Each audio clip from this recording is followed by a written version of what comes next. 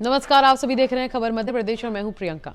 मंडला जिले के बीजे गांव में डोलोमाइट खदान की लगातार ब्लास्टिंग से न केवल गांव की शांति भंग करती है बल्कि बच्चों और ग्रामीणों की सुरक्षा भी गंभीर खतरे में है। ग्रामीणों का कहना है कि खदान से होने वाले धमाके रात के समय भी सुनाई देते हैं और पूरा गांव हिल उठता है। इन ब्लास्टों से स्कूल और घरों की दीवारों में गहरी दरारें पड़ गई हैं। स्थानीय निवासियों के अनुसार नए बने पक्के मकान भी लगातार हो रहे कंपन और ध्वनि से सुरक्षित नहीं है। ग्रामीणों ने कई बार अधिकारियों को शिकायत दी लेकिन अब तक कोई ठोस कार्रवाई नहीं हुई है। स्कूल भवनों की स्थिति सबसे चिंताजनक है। बीजे गांव के माध्यमिक एवं प्राथमिक स्कूल की इमारतें लगातार होने वाली ब्लास्टिंग से पूरी तरह जर्जर हो चुकी है। दीवारों में बड़ी दरारें हैं और छतें कभी भी गिर सकती हैं। इसके बावजूद बच्चों को मजबूरी में इन असुरक्षित भवनों में पढ़ाई करनी पड़ रही है। स्कूल का रसोई घर जहां बच्चों का मध्याह्न भोजन तैयार होता है वो भी खतरे में है। ग्रामीणों का कहना है कि यदि छत या दीवार गिरती है तो बड़ा हादसा होना तय है। बच्चों की पढ़ाई और उनके स्वास्थ्य के साथ समझौता करना किसी भी स्थिति में स्वीकार नहीं है। स्कूल के छत में दरार आ गए हैं और हमारे क्लास के दीवारों में भी दरार आ गए हैं और जहां हम लोग खाना खाते हैं वहां पे भी दरार आ गए हैं और जब बारिश के समय हमको बैठने में भी परेशानी होती है। बेटा जर्जर हालत में भवन में और पढ़ रहे हैं यहाँ पे, तो डर नहीं लगता? लगता है लेकिन पढ़ने के लिए तो बैठना पड़ेगा ना। सर डर बहुत लगता है, कब किसी भी समय में कुछ भी हो सकता है, ये किसी को नहीं पता।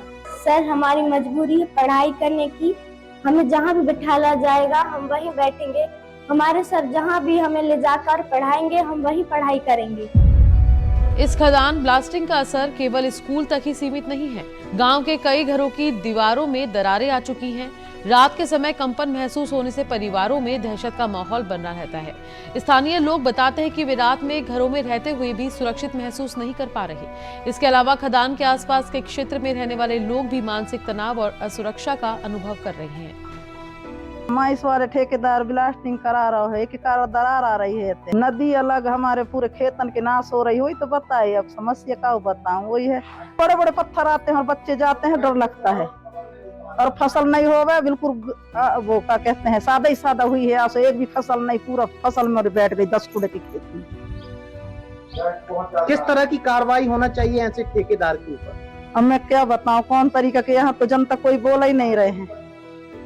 एक दो बोलेंगे तो बुराई आएगा। डस्ट उड़त है भैया बेजा और पत्थर अलग आते हैं खेत में और ब्लास्टिंग होते तो पूरा मोंघा पार भी जर्जर है हमारे खेत के, जाके हमारे घर दौर भी है जर्जर। अब क्या बताएं, अब कौन तरीके के हम कार्रवाई कर भी, लड़की परान हमारे आदमी सीधे साधे कुछ बोल ही नहीं पा रहा है।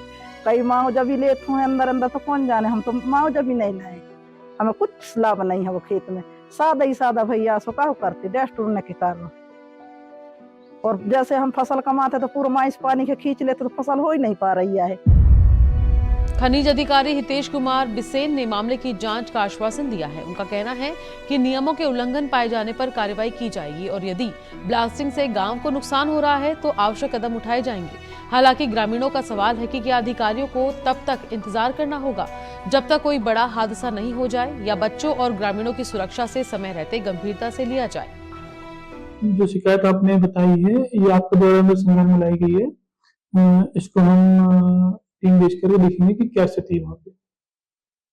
सर किस तरीके से पूरा भवन उनके स्कूल का जर्जर हुआ है और इसमें किस तरह की कार्यवाही आगे बढ़ती है अगर मौजूदा स्थल में जैसे इस तरह की स्थिति पाई जाती है? ये देखना पड़ेगा कि किन कारणों से हुआ है। यदि खनन से प्रभावित क्षेत्र अगर हुआ तो उस पर नियमानुसार कार्रवाई की जाएंगी।